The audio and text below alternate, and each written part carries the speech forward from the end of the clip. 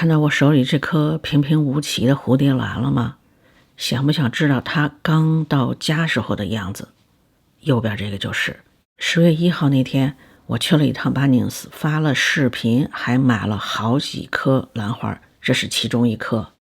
当时在那儿看到好几颗打折花，这是其中最皱的那颗，我就拿回来说做实验，看看能不能把它救过来。眼前看到的就是抢救的结果，抢救的过程倒也不复杂，大致1个礼拜就基本上接近现在您看到的样子。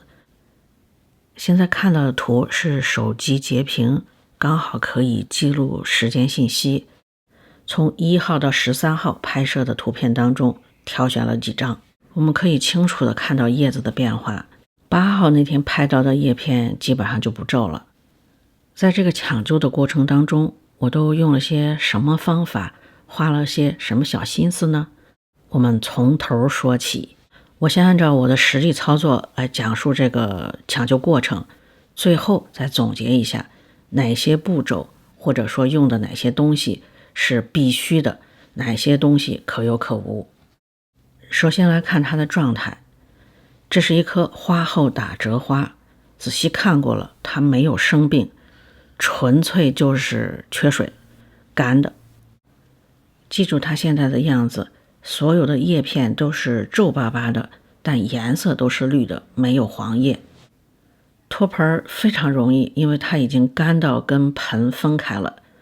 那我第一步要做的就是给它补水，因为不是确定它是极度缺水嘛，所以第一步要做的是补水。这个水是什么水呢？就是自来水，清水，没有加任何东西。水苔非常干，所以特别轻，总在飘着。我呢就往下压一压它，而且您可能也注意到了，叶片我也尽量让它泡在水里。过一会儿呢，我还去给它翻个面，因为有些叶片不是泡不到嘛。就这样在清水里泡着，泡了好几个小时。从我拍摄的照片的时间上看，泡了5个多小时。然后从水里取出来，把水苔拆掉。可以看到这会儿叶片依然还是皱的。给它拆水苔没什么特别之处，跟其他的都一样。拆好之后是修根，首先把干到不行的根剪掉。这儿有一条特别长的根，中间有一节不太好，其实下面是挺好的，但是我也把它剪掉了，因为我嫌它太长，拖拖拉拉的，后面不方便。之前有说过，像刚刚被我剪掉的这条长根是完全可以工作的，所以不剪也是可以。最终修剪完毕，就剩下这么多根，我觉得这些根也够用了。修剪完之后放在这儿晾根，什么药都没有用。到目前为止还都是买回来当天，也就是10月1号的操作。晾根晾了1夜之后，这是10月2号第二天早上，根的表面又变成灰白色的了。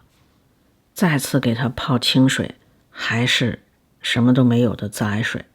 这个清水只泡1小会儿。在它泡着清水的这个时候，我去做了另外一件事情，就是找出了这个 Plant Starter， 可以叫它生根水或者根动力。按照24毫升比9升的比例调配了1杯生根水，同时更换了一套泡水的杯子，因为我计划从第2天开始只泡根不泡叶子了。这套杯子比较小，蝴蝶兰可以站在里面，叶子基本上泡不到。同时是内外2个杯子，这样换水比较方便一些。现在泡的这个水就已经是生根水了，叶心里头有水，吸干。昨天泡完水晾根的时候并没有吸叶心，因为那会儿植株是躺着的，这会儿植株站起来了，所以把叶心里的水吸一吸。生根水泡了大半天，然后倒掉晾根。10月3号那天有点忙没有拍，这已经是10月4号的早上了，已经明显的看到叶子的褶皱在减少，叶子有了一定的硬度，不像刚开始那么柔软了。10月3号虽然没拍，但是有泡水，早上出门之前泡的清水，晚上回来倒掉，夜里晾根，这是4号早上。另外还给它加了一个皮筋儿，把那个弯下去的叶子稍微给它拢一拢，看起来有点用，继续把皮筋给它套上。那这天泡的是淡茶水，茶水也是泡了大半天，然后倒掉，用清水清洗一下根部，放在那儿晾根。这之前泡的水和这之后泡的水每天都是重复这么一个过程，早上起来把水加上，到傍晚或者晚上把水倒掉，整个夜里都是晾根。接下来的早上继续这样，周而复始，只是泡的水呢每天不太一样。给这片叶子也加了一个支撑，希望它变硬之后是在这个位置，而不是耷拉在盆沿上。目前叶片依然还是有一定的柔软度，所以调整方向还比较容易。等到它完全变硬之后，就比较难调整了。这已经是5号，又泡过一次茶水之后，水倒掉了，再晾根。看这2个叶片，去掉束缚，自己也基本上能立住了。叶片硬了很多，皱纹已经剩的很少了。右边叶片的皮筋我没有给它继续套上，第二天早上起来悲剧了，那片叶子又往前耷拉下来了，因为根又晾干了。于是又把皮筋重新套上。现在倒进去的还是茶水。简短截说，一直到9号，每天泡的都是茶水。10号这天泡了一天清水，有什么都没有的水。现在看到叶片的状况是8号的状况，除了叶片上的皱纹几乎没有了以外，根部还出现了一个小小的绿点儿，这就是一个新的生长点，说明这个根在生长了。但与此同时，最底下的那片叶子开始变黄。还记得刚开始我说所有的叶子都是皱的，但颜色都是绿的。虽然这片叶子在变黄，但是可以看得出来是在植株可控的情况下，一点一点的在变黄。这片变黄的叶子的养分会逐渐被植株回收，重新利用。这天是10月11号，这天泡的水跟之前不太一样，是香蕉水，是我直接掰了个香蕉瓣扔到水里了。前面一天，也就是10月10号那天泡的是自来水。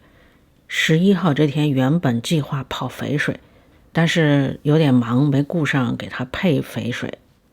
正好有香蕉，直接掰了个香蕉瓣。这个香蕉瓣就是一个新鲜的香蕉瓣，没有做任何处理，直接放在水里，跟它的根同时泡了大半天吧。到傍晚，香蕉瓣取出来，水倒掉，根部用清水冲洗一下，放在那儿继续晾根。其实到这会儿已经可以不需要像这样每天一个干湿循环，已经可以用我们常规的养护方式去养护了。至于接下来具体用什么养护方式，那这个就看您各自的喜好了，是水培还是说只要盆栽都可以。这片黄叶不用管它，等着它自己掉下来。这些根我也检查了一下，没有变得更坏，所以也不用管它。如果有不好的根，这个时候也可以清理一下。有烂根的话，还可以喷点杀菌药或者泡一泡高锰酸钾水。它并没有出现新的烂根，所以我没有喷杀菌药，也没有泡高锰酸钾水。不过日后长了新根之后，现有的这些根极有可能某一些或者全部会烂掉，也就是被替换掉，这个算正常。但目前它们还在发挥余热。现在我们来简单的回顾总结一下，拿到有问题的植株，第一个要做的就是检查问题，看看是什么问题，根据问题采取措施。这棵确诊是极度缺水，所以第一件事情就是给它补水，用清水泡整个植株，这件事情是必须做的。接下来是拆水台修根，这个呢也可以不做，带着水台也可以给它补水，但是拆掉水台裸根，干湿交替，周期更短，这样我就更容易操作。同时如果水台内部有问题，比方说里面有菌有烂根，也方便处理，所以我是更倾向于拆掉水台之后抢救。之后我泡的生根水和茶水都比较推荐，但如果您没有，全程只泡清水也可以。至于香蕉皮水，我是当做肥水给它用的，所以完全可以用普通的肥水取代。泡肥水我没有一上来就给它泡肥水，而是看着它基本上恢复之后才开始给它泡肥水。不过我用的生根水、茶水都含有一定的营养成分，甚至仅仅是自来水里面也是有点营养成分。等到它恢复机能之后，它自己还可以从空气当中吸收一些养分，所以给肥不用特别着急，最需要的是补水，先把水补足。给它补水的具体方式是每天一个干湿循环，白天泡水，夜里晾根。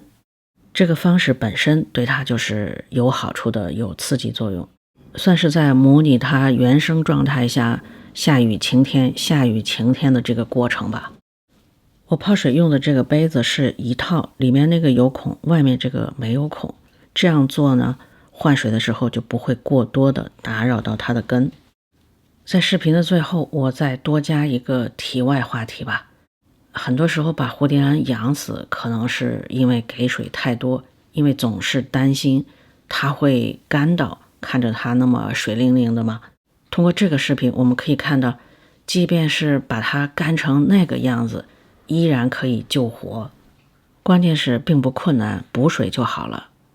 但如果因为浇水过多，根都烂掉，抢救起来比这个要麻烦得多。所以平时我们养蝴蝶兰的时候，不用因为担心而过多的给水。好，那今天的视频就到这儿了，谢谢收看，下期再见。